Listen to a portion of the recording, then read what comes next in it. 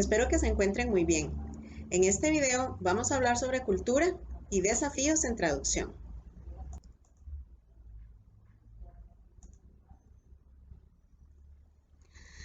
Una distinción propuesta por Saussure relevante en traductología es la que existe entre langue, el sistema abstracto del lenguaje, y parole, el enunciado o texto concreto. Coserio, en 1970, retoma la distinción en su artículo Sistema, Norma y Habla.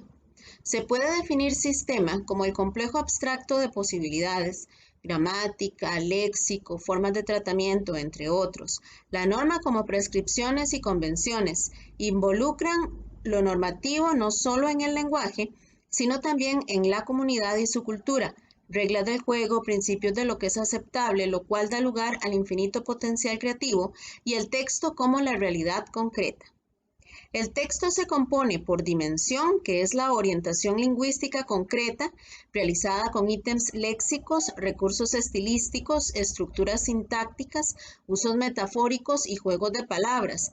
Es una característica propia del enunciado que se centra en lo interno del lenguaje, y la perspectiva, que involucra el punto de vista del emisor en términos de cultura, actitud, tiempo, espacio, parodia, sátira, ironía, sarcasmo, y se vincula con lo externo como la sociedad y factores culturales. La traducción de los juegos de palabras brinda un buen ejemplo de cómo interactúan la dimensión y la perspectiva en el proceso de toma de decisiones en la traducción. La estrategia seleccionada debe recrear las múltiples relaciones tanto a nivel de lenguaje, dimensión, como a nivel de asociaciones culturales, perspectiva. Snell Hornby, en 1995, brinda un ejemplo con la traducción de Alicia en el País de las Maravillas al alemán. En el extracto de la lista de materias que cursan los estudiantes en la escuela en el fondo del mar, la cual brinda la Mock Turtle, se presentan los siguientes aspectos de análisis.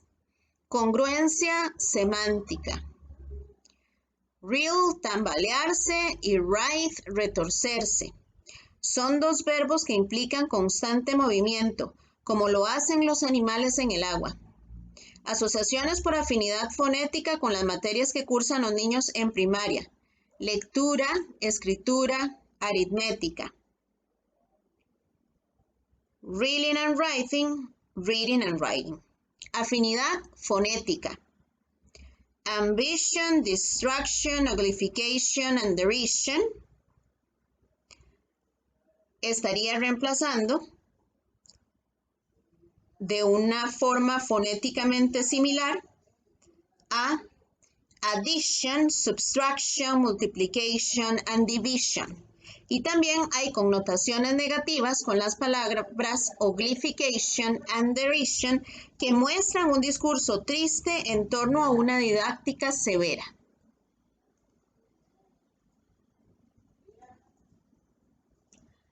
La traducción alemana preserva el patrón formal.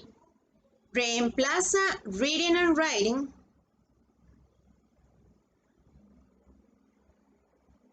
por una expresión que usan los niños cuando se refieren a las materias en la clase de lengua. También reemplaza las palabras difíciles por compuestos, que es una propiedad específica de la lengua alemana. Entonces, los términos que se relacionan con materias de la escuela como caligrafía, ortografía y gramática, ya en alemán se forman de esta forma, con compuestos. Y lo que hace la traducción es reemplazar el compuesto para que la palabra suene similar a la materia de lengua, pero que tenga un significado diferente. Entonces, en caligrafía, la primera palabra significa deambular muy bien. En ortografía, escupir bien. En gramática, la primera palabra significa grosella espinosa. Y en ensayos para la casa también tenemos este tipo de juegos semánticos, y las connotaciones negativas y la parodia se mantiene con la palabra grosella espinosa.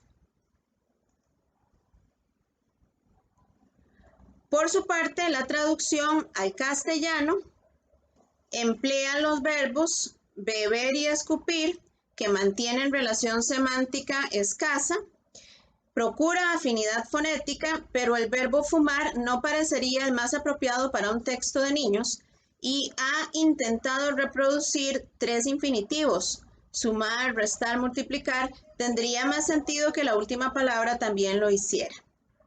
Y la escoge como connotaciones negativas, escupir y fumar.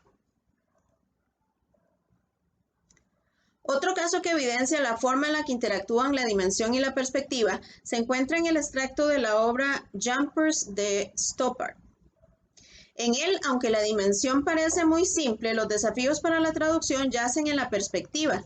En primer lugar, el texto retoma la tradición filosófica británica de reflexionar sobre los problemas existenciales, tomando como punto de partida objetos del diario vivir. El segundo desafío involucra tanto dimensión como perspectiva, pues se trata del cambio de clockmaker, el cual se refiere a Dios, frente a sockmaker por las similitudes fonéticas. Este cambio introduce una perspectiva paródica de aparente trivialidad.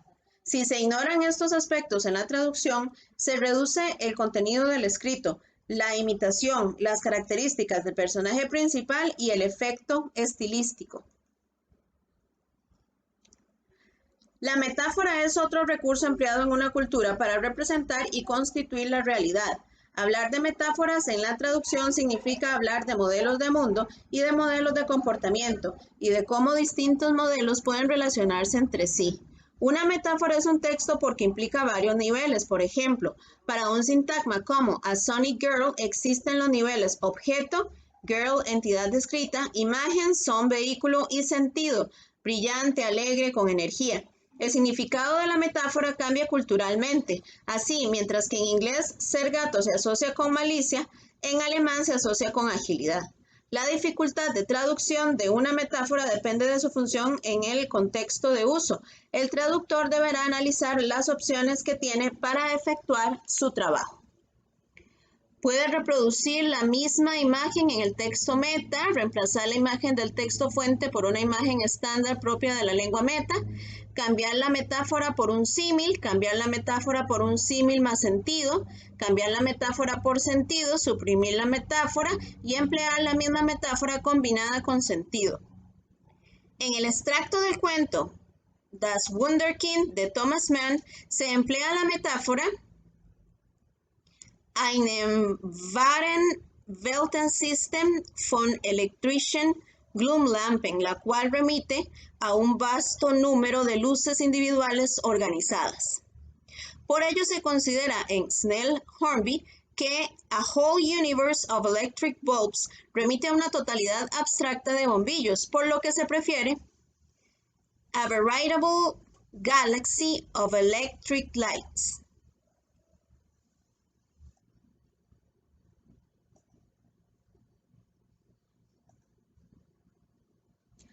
Muchas gracias por su atención. Hasta luego.